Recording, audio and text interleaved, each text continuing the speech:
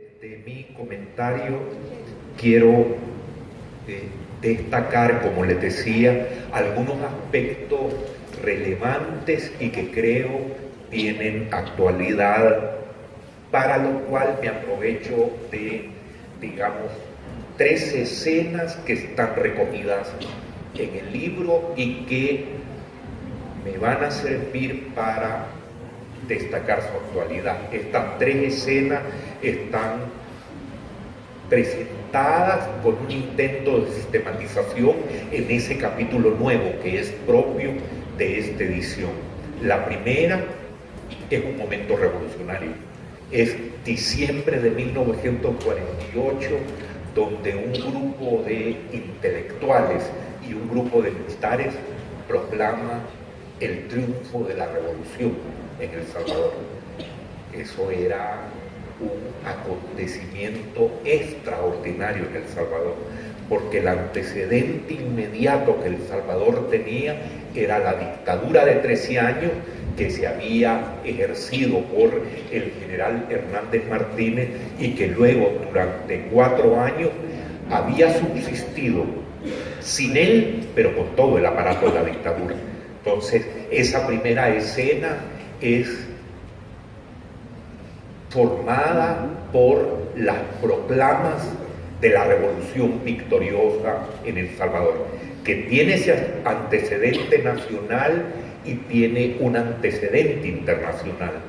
En 1944 ha comenzado en Guatemala un periodo revolucionario donde un gobierno que se proclama revolucionario está impulsando varias medidas nuevas. Era tal el acontecimiento latinoamericano que representaba Guatemala que un joven argentino viaja para conocer el proceso de Guatemala, asombrado por lo que allí está ocurriendo, y que este joven argentino después va a ser conocido mundialmente como el Che Guevara. Ese es el ambiente y el contexto en el que se produce esa primera escena, la escena que proclama el triunfo de la revolución en El Salvador. En 1948, que se prolonga a 1950, que parece ser una prolongación democrática de la revolución. En 1948 toma credibilidad esa proclama revolucionaria porque tiene como figuras centrales a un intelectual civil muy conocido en el país y a un militar líder entre los militares. El intelectual civil es un abogado constitucionalista joven que fue dirigente del comité secreto que lideró una huelga contra el dictador. El dictador cayó en 1944 derrotado por un movimiento que fue liderado por un grupo de jóvenes universitarios, entre quienes estaba además Fabio Castillo Figueroa.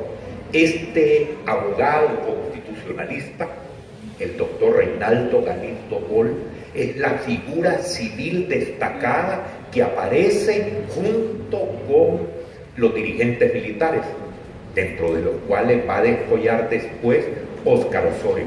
Entonces, al frente de esa escena revolucionaria está uno de los intelectuales, uno de los jóvenes intelectuales que derrotó a la dictadura, y está paradójicamente uno de los militares profesionales que no participó en la derrota de la dictadura, pero el civil intelectual le da consistencia a ese anuncio del triunfo de la revolución en El Salvador.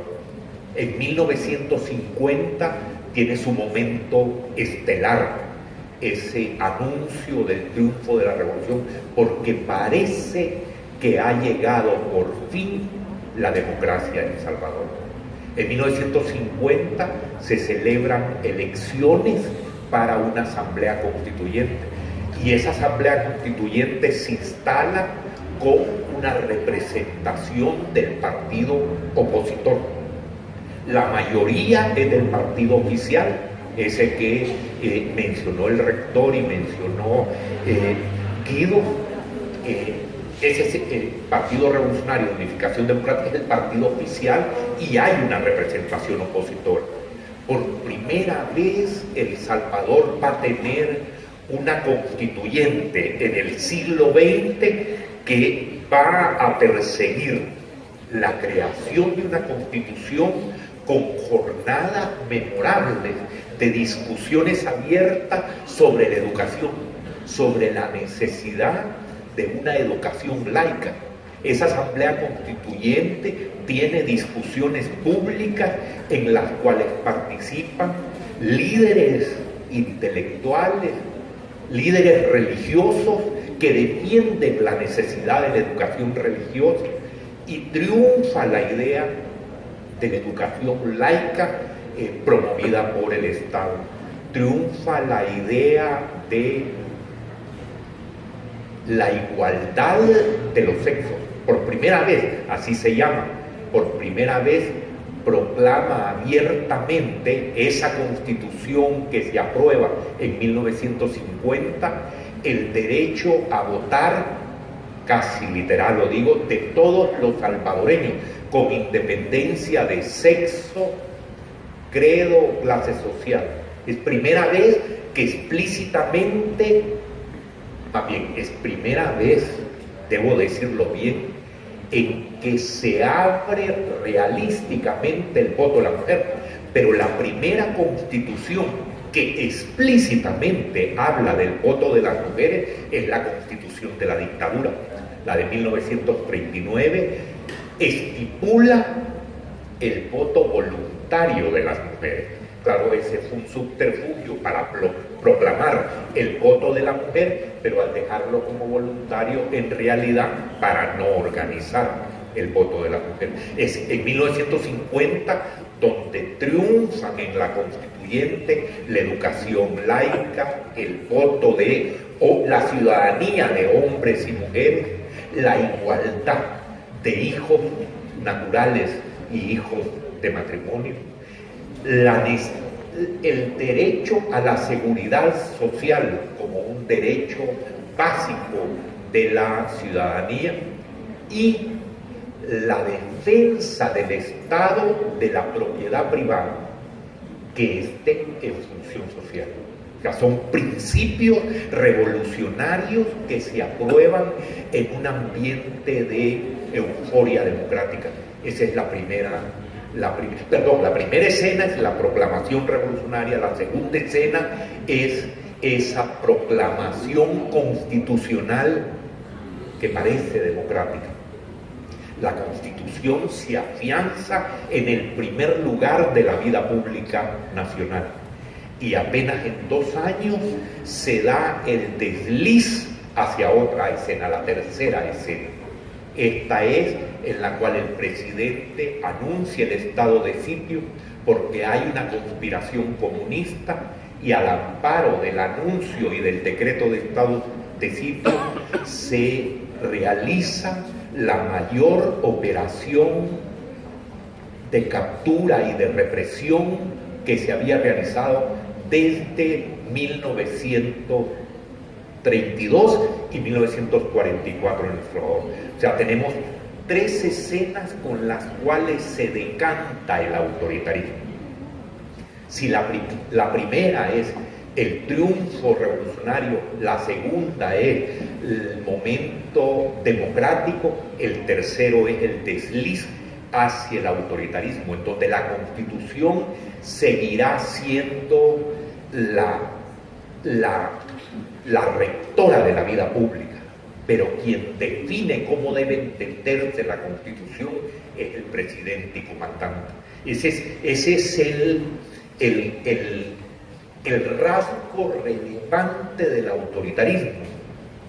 Existe el imperio formal de la ley y existe el imperio real de la autoridad represiva, de la autoridad que interpreta a su manera la ley, y es ese la resolución que priva en la sociedad.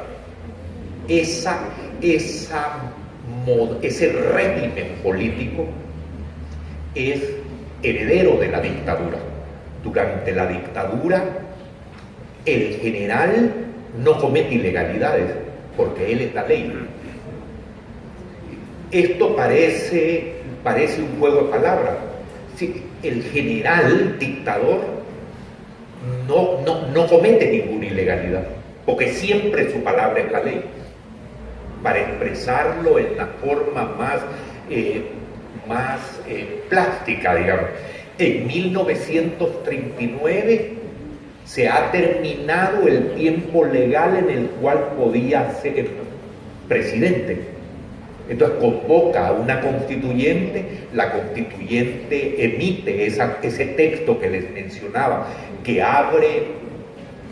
se abre a la votación de las mujeres, establece la reforma constitucional por imperio de ley cada 25 años y termina las sesiones constituyentes, e inmediatamente en la siguiente sesión dice, siempre sesión constitucional, dice que por esa única vez no se va a elegir el presidente.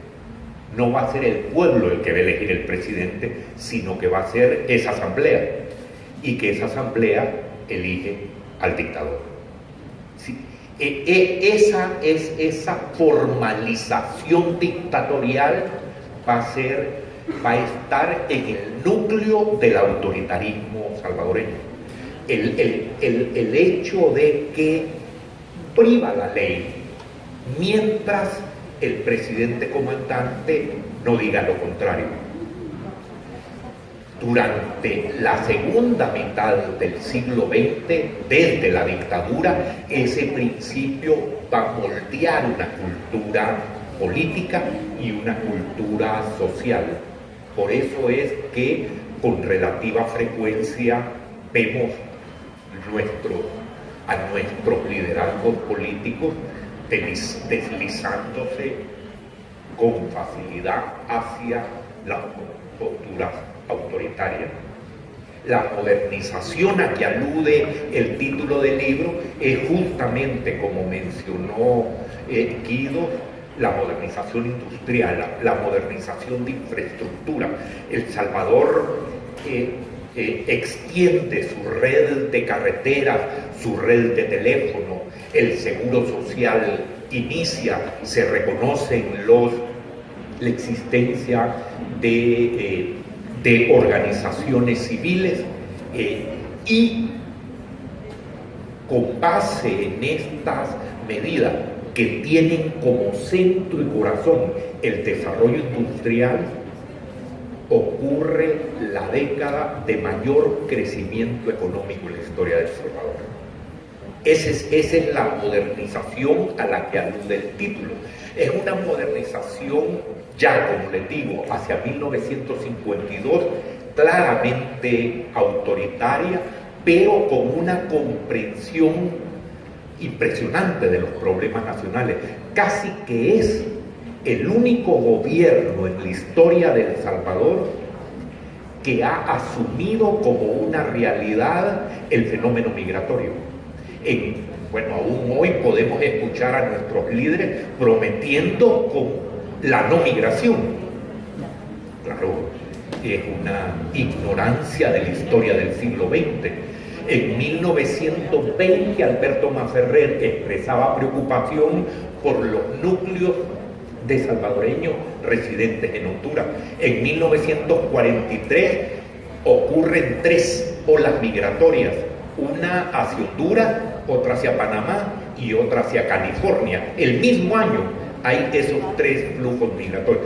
Este gobierno del cual estoy hablando, que es el conductor de la estrategia del desarrollo industrial, asume la migración y negocia la migración con el gobierno vecino, que es el de Honduras.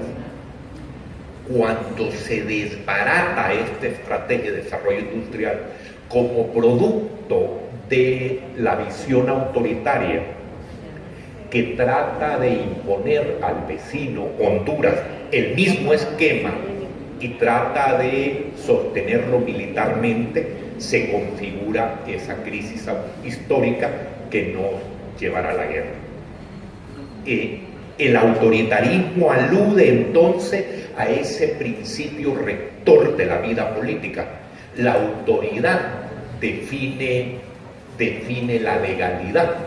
Y esto parece historia del pasado, un pasado que las órdenes, ese tipo de órdenes se daban por telegrama.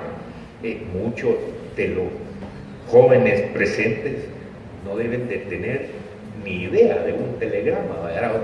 Uno llegaba con una hoja a una oficina donde tomaban ese mensaje que iba para la Unión, lo redactaban, se pagaba y ese mensaje se iba por los hilos telegráficos a la Unión, a una oficina pública. El comandante local recibía la orden por telegrama de capturar a alguien o de no permitir que entrara alguna persona.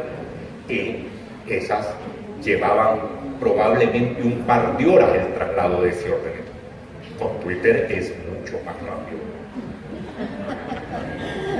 Lo que quiero decir, y esta es mi idea final, el autoritarismo también puede filtrarse por Twitter. Yo creo que tenemos varias manifestaciones en el mundo de que está ocurriendo eso y tenemos algunas indicaciones de que podría también instalarse esa modalidad autoritaria en la actualidad. Termino reiterando mi gratitud, me siento orgulloso de las palabras que escucho y pensaba allí.